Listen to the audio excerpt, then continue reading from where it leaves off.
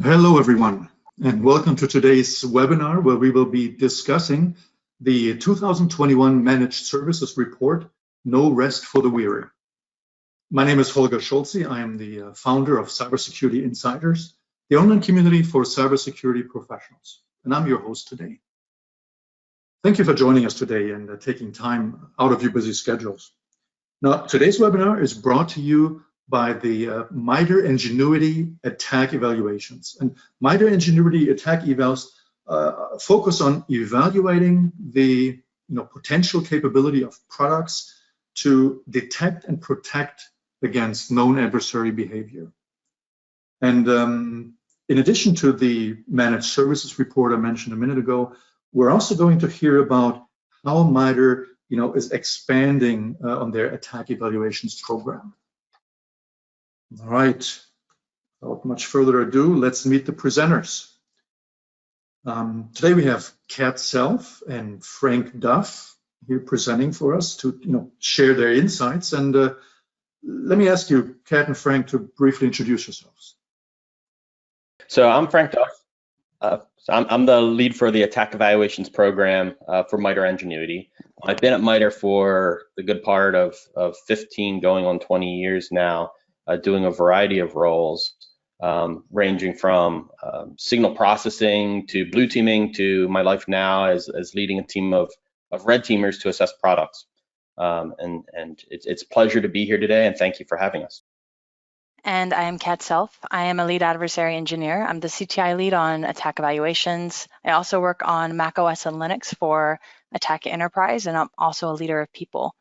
Previous to that, I have served on Target's red team as a threat hunter, building up that team, and then also as a software developer. So I have a little bit of a blend of all three. And then prior to that, I was military intelligence. Excellent. So Kat, Frank, thank you so much. It's a pleasure having you here present today and sharing your insights. Let's dive right in. Frank, can you share a little bit about the evaluations program with us? Absolutely. So the ATT&CK Evaluations program, for those that aren't aware of it, has been around since about 2018. MITRE launched it at the time to address a gap that we were finding in industry and the testing space. Largely speaking, ATT&CK was out. People were absorbing the knowledge base, using it to describe defensive capabilities, and similarly, a bunch of solutions, technology providers, vendors, whatever you want to call them, were using it as part of their marketing.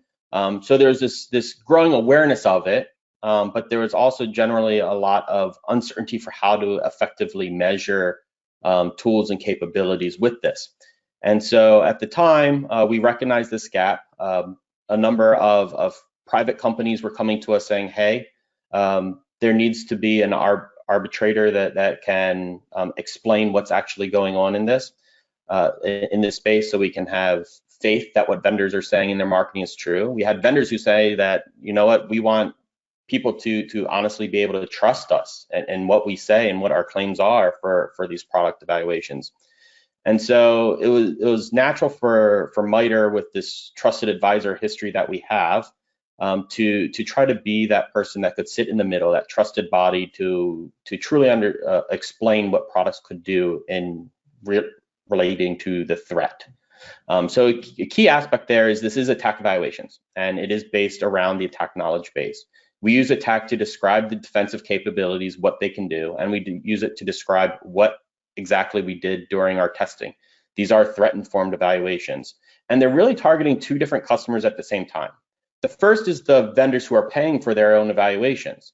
We want to make them better. By making them better, we make all the end users that are using those solutions better. So we're really working as far upstream as possible. Additionally, we want to make it so that the end users can truly understand what these capabilities are doing. They might be using a certain capability and now know that that's gone through a certain rigorous test through the ATT&CK Evaluations program, which is good. But maybe they don't have the capabilities that they want, or the ones that they really feel they need. Now they can see how their solution is performing against all these other solutions in this evaluation. Does that user interface meet their needs? Does the threat coverage meet their needs? So you're really enabling the end users to make more powerful decisions driving vendors to enhance their capabilities through these continual evaluations, and providing transparency for both the vendors and for the end users. And that's really where our core mantra is. We have had a number of evaluations through the years. The most noteworthy is the enterprise evaluations, which has gone through 3 iterations, with the latest Carbonac and Fin7 releasing this past April. And we now also have a Wizard, Spider, and Sandworm evaluation that is undergoing as we speak. We also have done an evaluation for industrial control systems, anomaly detection software specifically, that we released this past summer. And we're here today to talk about the managed service launch that we'll get into in a little while. But at the core of ATT&CK evaluations, what makes us unique is 2 things, which is the how and the what. The how we're doing things is we're really bringing a threat-informed approach to testing. Rather than just focus on AV samples or anything like that, we wanted to emulate adversary behavior. If you can't address the adversary, what are you addressing? It's great to be able for a vendor to say, hey, we solved this incredibly hard problem with this very unique solution. But at the end of the day, if the adversary is not performing the behaviors to trigger that solution doesn't have any value. So what we wanted to do was use the threat to truly describe how these capabilities that we're evaluating are performing. So adversary emulation is a threat-informed red team, is a way of thinking about it. We're going to perform behaviors based on CTI that adversaries are known to do to understand how tools stack up against what is known. We do this in a very collaborative format. We didn't want to just be a test coming from on high, decreeing how vendors perform. Instead, we want them to learn from it, and we want them to grow from it. And so we've taken a very collaborative approach to this with purple teaming, where our red team is sitting in the same room as their blue team. So our offensive team's the same place as their defenders, and we're evaluating, and we're talking about what we did and how we did it. They're looking for data, we're helping them look for data. It's a very collaborative atmosphere that will really ensure that the capability providers are learning through this entire process and getting better, and that our results are going to be the most accurate they possibly could be. Now, what we produce is a lot different than your typical report. We are not trying to generate a magic quadrant or a wave chart or anything like that. There's organizations that do that already. What instead we want to do is focus on the raw results, provide a robust data set that will allow organizations to do that and figure out what matters to them and figure out who is the winner for them. There's no universal winner. Everybody's got their own use cases. Everybody has their own needs. But if we give the raw data and we give tools and we give the explanations of the data, our hope is that organizations can use it to drive better decisions and at the end of the day, be more secured. So one of the interesting things that's come out from ATT&CK evaluations is, first and foremost, we've found out that 40% of organizations are leveraging ATT&CK evaluations in a recent survey that we're going to talk about to drive or influence their selection process. And 40% is a good number, right? People are looking at this, they're making more informed decisions on what tools to buy. They're not just buying what their friends are buying. There's still probably some that are doing that, and they're not just listening to the first vendor that comes to the door, although some are probably doing that. But instead, people are leveraging this data, and they are using it to drive the decisions that they're making. But because it's a collaborative experience with the vendors, we've been able to directly impact the solutions that come through the door. We've developed over 1,000 new refined detection capabilities by working with them in these purple team formats. So during the evaluation, we have a day that's specifically designed to what we call configuration changes. And how you measure those against normal data isn't a topic for here, but it allows us to work with vendors to really understand how their capabilities could potentially perform. Could they collect different data? Could they adjust a rule so that it relaxes the constraints and therefore can improve their detections? Did they have a flaw in their analytic logic? These are all things we've seen and all things we've been able to improve based on working with the vendor community itself. So I think that over the past few years, the fact that we've been able to have that significant direct influence on capabilities that are becoming operational, I think that's a really positive sign. We've also been able to shape the censoring market in general. What data is collected? What data is available? How is it accessed? We know of vendors who have specifically built capabilities to be able to better participate in attack evaluations, but they make that capability available to their end users. New types of dashboards that allow them to access data they would have never been able to access before, but because they go through this process, they see the importance of it. And finally, we've got more effective attack integration. Through the 3 years of this program, we've been able to see the vendor community continue to improve how they label things with attack. It's no longer let's have a rule for every attack technique and just throw that up on a dashboard. There's still some solutions that do that, but there's also solutions that are trying to advance that and trying to figure out ways of doing that in a smart way that's not going to just flood analysts, but will still be able to provide critical context to what adversaries are doing in the environment. So we have organizations using our data. We have tools to advance it, which is great. And hopefully people continue to leverage it as we go forward here. But we're really excited about what's to come, and that's this managed service offering. So with that, I think, Holger, you're probably the best person to explain the origins of this report. Yes, exactly. And as we mentioned earlier, together with the Evals team, we commissioned this survey to better understand the current state, right, of managed services and understand the state of organizational security in general. And Kat is going to tell us more about some of the key findings in a minute. But before we go there, let's launch a quick polling question. The question is, are you familiar with using a threat-informed defense approach to security? I don't know if you guys can see this, but yes, comes in with 74%. Of course, the no results are 26%. This goes right into what Kat's going to talk about. This is great that we've got a threat-informed community listening to this talk.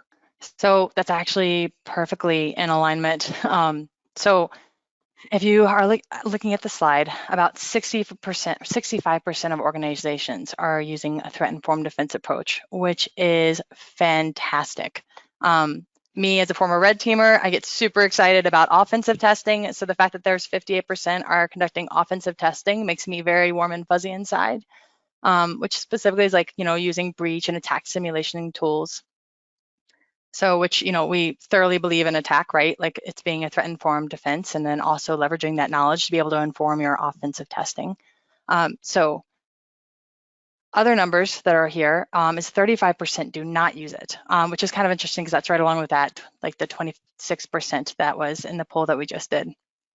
But I would almost argue that like sometimes at least what I've seen is that based on the maturity level, that has a huge impact or significant impact on how these numbers actually play out, right? Like the more mature someone is or more mature an organization is, the more they're probably going to be using a threat-informed defense.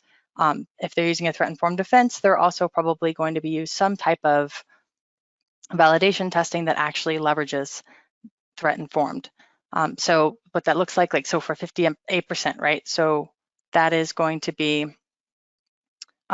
we kind of kept that poll very broad. So like red teaming, we kept that broad. There's always debates inside of the offensive community on what's red teaming versus pen testing versus internal red teaming, but we did keep that broad. However, it basically means, or the security validation of that means at some point, detections were tested. So that can be things like vendor controls checks, like Veridin or Attack IQ. It can be maybe atomic red teaming. Something was done. So for a lot of mature organizations, if they're using threat-informed defense, and then they're also using, like, that's fantastic to hear, right? That those tools are being applied and being leveraged inside of environments. For the 35%, I would say that's probably going to be more of less maturity level. But the reality is that we don't have this over time. So I'd almost argue, like with numbers that we don't have, this is actually a really, really good number to have 65% overall that are actually using this. Like that's a trend in the right direction that hopefully, like given this poll, then maybe like next year's poll, we can see how this goes up. Go to the next slide. So this brings us to, yay, we're using threat-informed defense, which is awesome. But level setting really quick, like what does threat-informed defense mean, right? Like Frank mentioned about how we use ATT&CK as kind of our pinnacle for threat-informed defense. For those of you that are listening that also polled on what threat-informed defense is. In this scenario that I'm referencing it's basically where we take this general bucket of data, right? This general bucket of information. We take that, we actually filter it through, we look at it, and then we give it context. We validate it, make sure it's a relevant data source, and then we take that with the context and put it into something that can actually make a story, and we can derive information from that, right? That is intel. And ATT&CK is a great form of that, where it's this encyclopedia of in the wild behaviors that adversaries have conducted that also have this data backed behind it, that has had multiple eyes looked on it and it's been validated. So that's kind of the encompassed definition of that. So orgs are saying, so if we have, so we see when we start breaking down that, like, okay, we have threat-informed defense, but yet when we start looking at the actual numbers, 25% rely on perimeter defenses. So what are the perimeter defenses? Those are going to be, to put it in general terms, think about it as this: I built the walls so high, no one else can get in. Like that's kind of the focus, right? So like, let's say you're in a bank vault, right? I am going to make my front door so secure, no one can get in. But we didn't consider the fact that people drill on from the sides or drill up from the bottom, right? There's tons of movies about how all the bad guys get into the vaults in all these unexpected ways that had nothing to do with the perimeter. So 50% are not using detection and response. Another way to kind of reframe that is that's essentially like tools to be able to have visibility into your environment. If someone does get into the vault, can I actually see where they went inside of that vault? Can I actually see what they took? Can I actually see what they did? Is there anything that actually lets me know for a fact that something even happened, right? There's all those memes where it's like no logs, no crime, which is a horrible meme, but but it's also kind of, in this case, relevant. So if we have 65% of the industry saying that we have threat-informed defense, but yet we have 25% relying on perimeter defenses, and then 50% not even using detection and response tools, like there's a disconnect somewhere here. And I don't think it has to do with, oh, you don't know what threat-informed defense is. I think it has more to do with like, there's a blocker. This is a much more complex problem than these numbers are really indicating, right? So like, why is that? It's the next slide. So getting into why that is 30% say it's because they don't have the right people. 30% say it's because we don't have enough people. And then 40% say it's because I don't have the right skills. So the top three, it has a lot to do with the people that are dealing with what's happening, implementing tools or responding to incidents or architecting. And this is kind of why I think is a tricky problem, is because finding the right people is not a new problem for anybody, right? Like there's so many books on like, how do you build a company? You know, you have to find the right people to drive the right information. It's not a new problem, but for us, this is a newer industry, right? Like we are, like cybersecurity came as an afterthought. It came from a community that was like, I don't think this is a smart idea if we have an FTP server with no authentication. You know, and then it kind of started building into, from that community, it started building into its own industry. And so, the rate of which we've also had to redefine like what skill sets we need. Well, like what titles mean, what expectations are reasonable to have of someone, right? Like if I have a red teamer, what does that actually mean? Like what's the difference between pen testing and red teaming? What's the difference between assumed breach scenarios versus the full scope of a red team operation? So we've had a kind of, as an industry, we've started to have to identify a lot of, I want to say, collateral definitions as we were trying to find the right people for these positions. So if it was an easy one, if it was an easy answer, I think that we would just have a cert and then call it a day, right? Because that's a fun thing that we like to go after, but it's not a simple solution, right? It's a complicated one. And so that leads us into the next slide, where what are people doing with this? And what we're finding is there's a couple of different approaches. There's building out an in-house SOC, there's using managed services, and then there's doing both. For a lot of people, industry leaders that, or not industry leaders, sorry, for a lot of company leaders that I've talked to, a lot of them will start off with, like, they're smaller companies. They don't have the bandwidth to be able to build out this SOC and all of these other components that go into, they don't even know where to start. Like, they just know they have this compliance report that they need to address, right? So they'll go to managed services because, good news, if you don't know, you go find companies that do. And we have this wonderful, rich industry now that has a lot of experts that have worked very hard to provide us products that, like, we will help you solve this problem because we know it's too much for one person or a 3-person team, right? And then you have other people that they're like, I want to do everything on my own, and I want to use this to be able to leverage really good talent, and I want people to come in and build it up, right? And then you have people that are doing both, where it's like, I'm going to be trying to build my own team. I'm going to be leveraging the experts, but I can't do everything, so I'm also going to outsource some of this, right? So that's kind of what this looks like. And I think that's kind of how the industry has been kind of trying to fill that gap. But with this said, 69% are using managed services to complement their in-house security. So that's a pretty big number.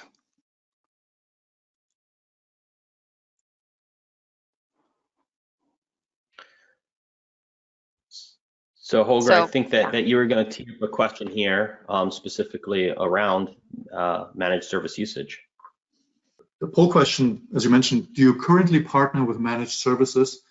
And as the results are coming in, it looks again like the yeses are going to win this race. The yes responses are at 55%. This continues to echo the fact that services are being heavily leveraged to help assist with the networking. What Kat was just showing, the number is obviously a little bit lower, but maybe that means that the audience is more of the ones that are doing it themselves, which is great.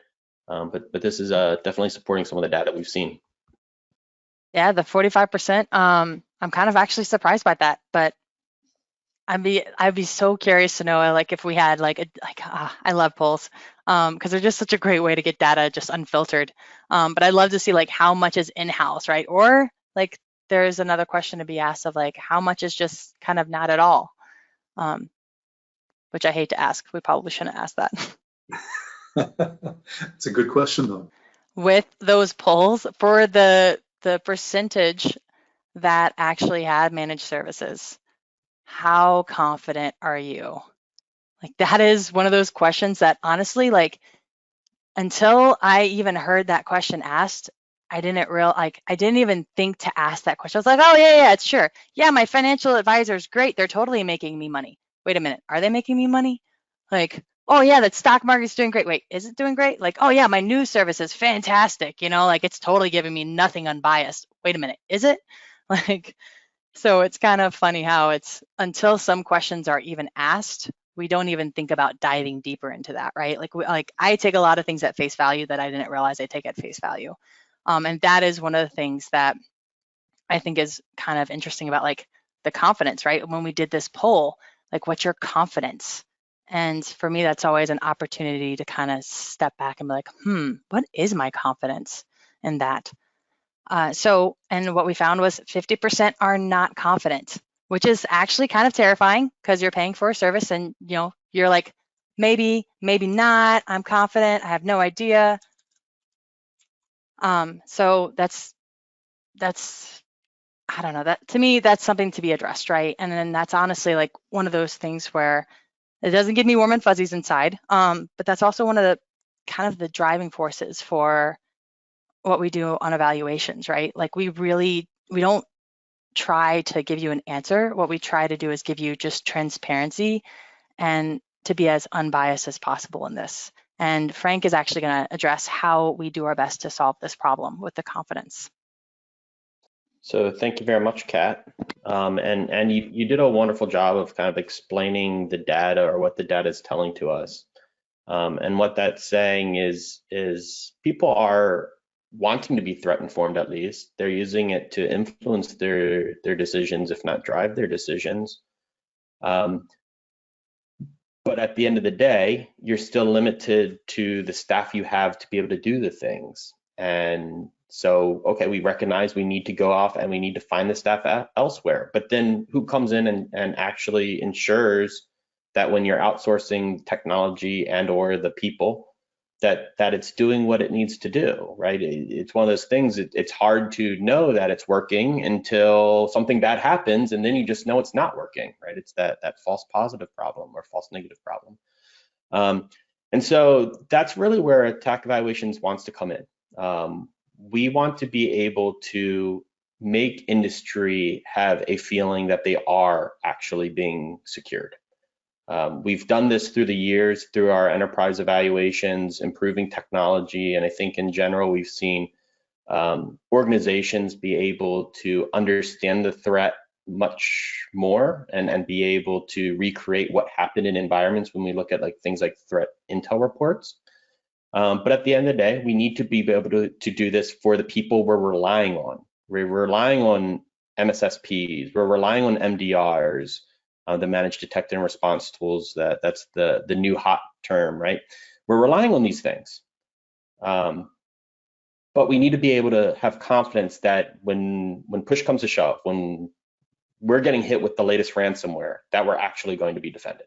It's not just about technology, it's about the people that are actually securing us as well.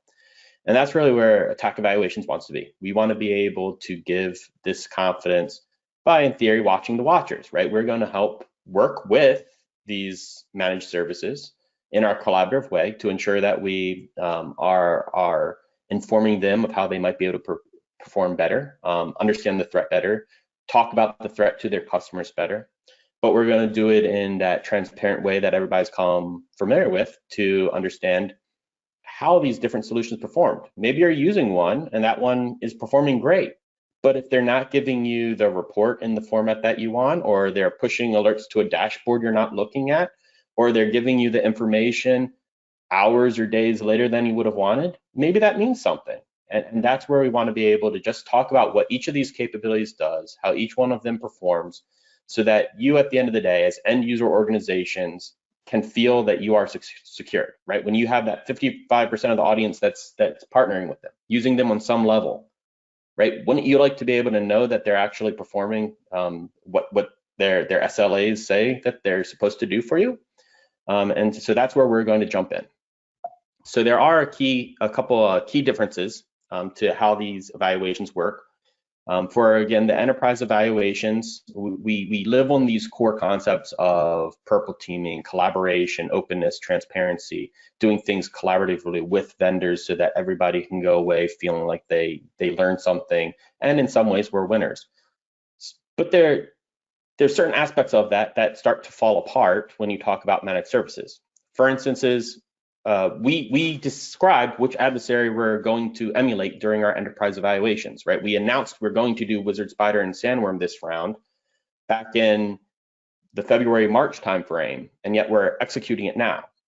We released a technique scope saying these are the attack techniques we're going to emulate or potentially emulate during this evaluation way back in April, but now we're actually executing. We can't do that with managed services. If we tell them the answers to the test and then we're asking them to tell us the answers, that doesn't make a very interesting study. It just is more about regurgitation, which at the end of the day is not going to tell us a whole lot. So what we're instead going to do is we're not going to announce the adversary. We're not going to provide a technique scope. You'll know the environment that you're sensing. It's going to be a small environment similar to what we use for the enterprise evaluations. It's not going to have noise in it. It's going to be simple.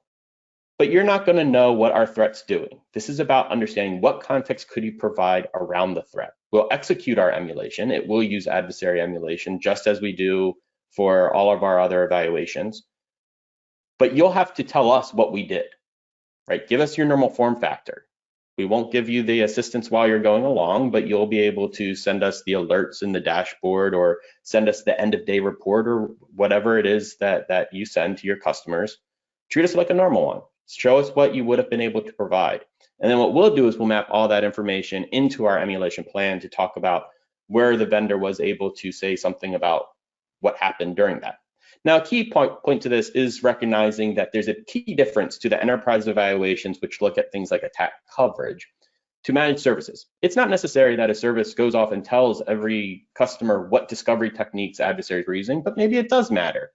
We're not looking for them to change their normal ML, right? We understand that certain service providers might work at a higher level, some might work at a lower level in providing the details of an engagement. That's perfectly fine. But what we do want to understand is how are they different, so that organizations can make the intelligent decision about what is right for them. One of the other key aspects to this is we are evaluating that context, not remediation. So again, a key component to a lot of the service offerings is being able to stop the adversary, right? You don't want them to execute, for instance, ransomware at the end of the day or exfil a ton of your data. You want to stop them before they ever get to that point. We recognize that. However, for right now, we're going to focus on context. Hopefully in the future, we'll add in remediation so that we can understand how they could have gotten the adversary out and cleaned up. But for now, we'll focus on that context. Just tell us what the adversary did. We do want it to be collaborative. So we are going to do what I'll call a post-mortem purple team. What that means is after the evaluation, after the vendor has provided us all the information that they would have given to their customers, we'll map that into our emulation plan, but then we'll walk through it with them. We'll tell them which adversary we did. We'll walk through step by step what the red team did, show them what attack techniques we did, explain how. They can ask all the questions they want to understand really the depths of what it. We'll show them how we mapped all the contents that they provided us into that emulation plan, and we can have discussions around that. But hopefully through that purple team process, they still come away feeling like they learned something. They learned about how people could interpret the words that they provided or the alerts that they provided, how they could have potentially maybe detected better. They could have fused these two pieces of logic together to formulate, oh, that's how I could have gotten the context there. So we do want that collaborative growth experience with them. And so we will still do that purple team. We'll just be after the fact because, again, we don't want to tell them the answers to the test. We will still release the emulation plan. We still will release the results and all content that's been provided by the vendors. So if they sent a giant PDF at the end of the day, we'll show the PDF. If they sent us a bunch of alerts, we'll include all those alerts so that the end users can understand everything that the participant would have provided to us. But we're going to be doing it in that free and open way as ATT&CK Evaluations has done over the years with the enterprise evaluations. It's just now it's focusing around more of the people and the process versus the technology that's underlying. And so with today, we are here to talk about the report, the upcoming report that's coming, but we're also here to talk about how we're addressing what we're finding in that report. And that's that we think that there's this gap that needs to be filled, which is understanding how services actually secure us. And so we are primarily focusing around the MSSPs and the MDR capability providers. As much as we don't like to bin people or label people from the ATT&CK evaluation standpoint, it's largely focusing on both of those. The people part, not necessarily the technology, although at the end of the day, they're using technology and that is going to drive their capabilities to a certain extent. The call for participation opens right now. We are officially launching the program. It runs through the end of the year. What that means is you sign up during that period. We will execute somewhere around the April-ish timeframe in Q2 or May, and we hope to release the results in July. So this is going to happen pretty quickly here, but we're very excited to be able to launch this program and hopefully provide end users insights into how these different services perform, the different types of context they provide and how they provide it, so that at the end of the day, they can make some informed decisions about what works for them and what doesn't work for them. And with that, I think, Holger, you're going to host the Q&A for us. So by all means, if any of our participants online have questions about our survey results so far, the ATT&CK Evaluations program, or managed services offering specifically, we welcome any questions that you have. But Holger, do you want to jump in here and moderate? Yes, thank you, Frank. And the question is, although we're outsourcing, how can we continue to improve our internal organizations? Okay. So there's a lot of different ways to improve. I mean, that's a very general question. There's a whole lot of different ways. I would say what I've seen a lot of companies do is they start with one specific area, right? Whether it's going to be like I come from an offensive and threat hunting background. So I'm just going to warn you, that's naturally where my bias will lean towards. So maybe they'll start with atomic red teaming, right? And they'll just go through and they'll see their detections and they'll do what we call the development, like kind of like the adversary development lifecycle, where there's a lot of research done. You actually see if you can actually triage something, and then you go and you build out a test, and then you actually test that, right? So that would definitely be one place to start, because I really believe there's something super special in the purple teaming process where you're bringing together your blue team and your red team, and you're understanding like what does the code it takes to act, like what does the research look like, right? So like using, let's say dial-up like I'm a Mac OS person, so like let's say dial-up hijacking, like having everyone understand what does that actually mean, and then actually having everyone understand how do you actually perform that in an environment, how do you identify that in an environment, and then also understanding what does that detection look like, right? Like what does that visibility look like? So when that detection actually pops off, how, like what do we do? Like how do we respond to it? And then that full, like the people, technology, and process, like that full triage, right? So I would just start with one area and then even one technique, and then kind of build on that. Because the people, it takes time and investment, right? Like we didn't become experts overnight, and we can't expect organizations to become that either. Excellent, thank you, Kat. The next question is for Frank. Frank, how do we know who wins the managed services evals competition, and is it announced?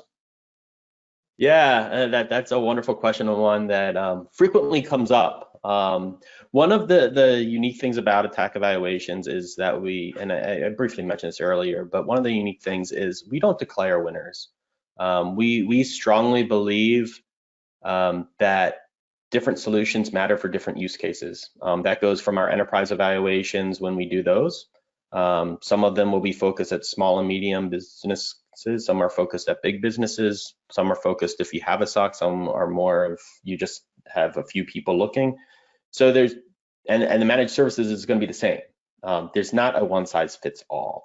We should expect that different organizations need a different amount of information to act on it, right? We don't necessarily need to know everything that happened, but I sure need to know which hosts were compromised and which credentials were compromised and potentially what information left the building or so on and so forth. So there are key aspects that need to get hit.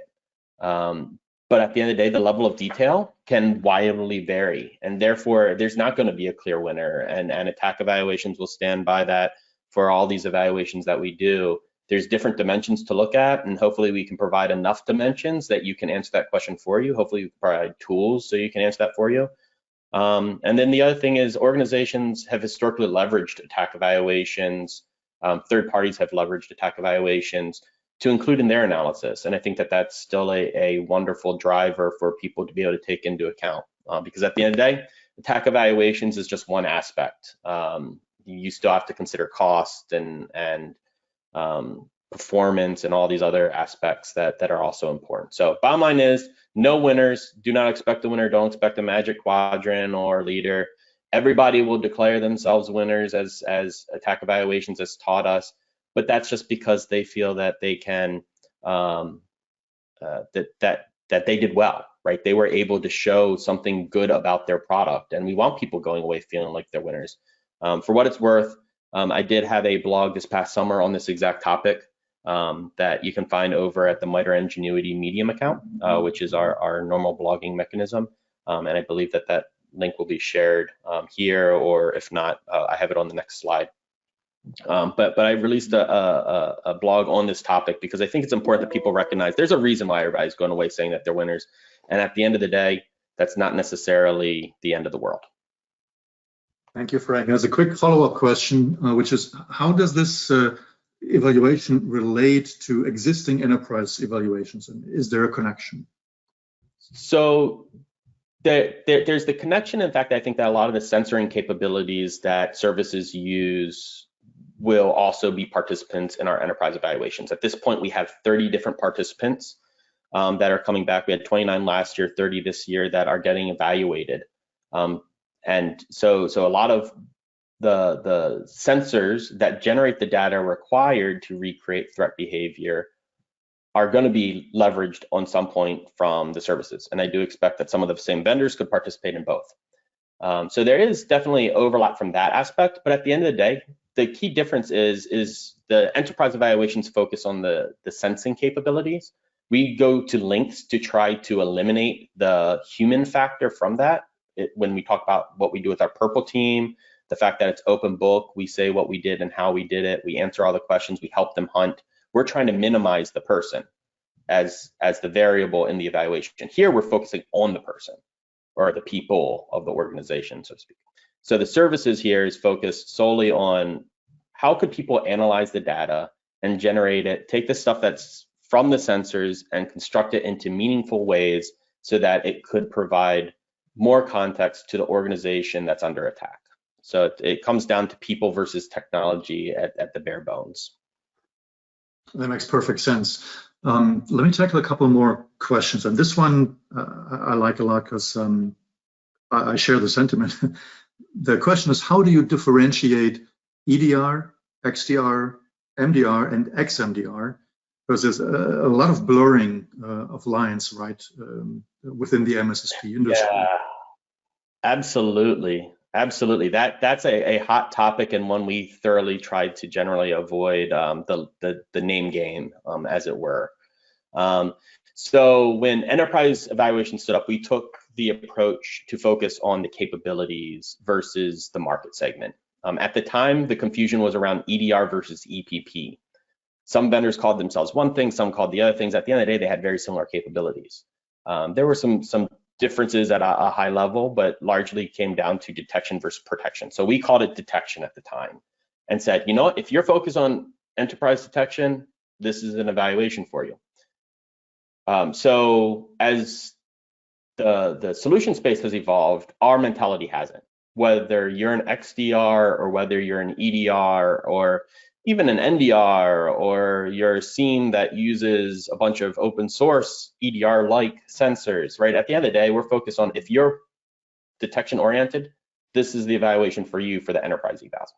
From a managed service perspective, that's also why we chose the name managed services instead of MSSPs or MDRs, because you also start getting to similar challenging name game type of stuff where you could be called one, you could be called the other.